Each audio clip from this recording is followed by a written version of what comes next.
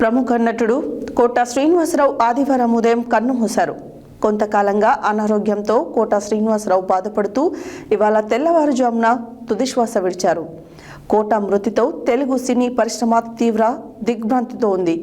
ఈ సందర్భంగా రోడ్లు, భవనాలు, సినిమాటోగ్రఫీ శాఖ మంత్రి కోమటిరెడ్డి వెంకటరెడ్డి వారి నివాసానికి వెళ్లి కోట శ్రీనివాసరావు మృతదేహంపై పుష్పగుచ్చాల నుంచి సంతాపాన్ని తెలియజేశారు. ప్రముఖ నటుడు కోట శ్రీనివాసరావు ఆదివారం ఉదయం కన్నుమూశారు.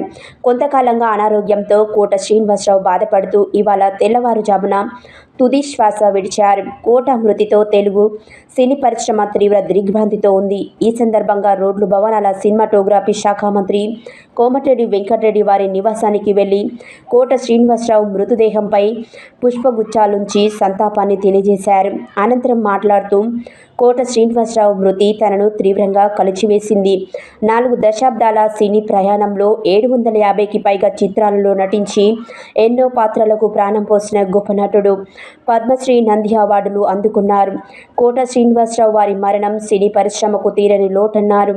ఆయన ఆత్మకు శాంతి చేకూరాలని కోరుకుంటూ వారి కుటుంబానికి నా ప్రగాఢ సానుభూతి తెలియజేశారు.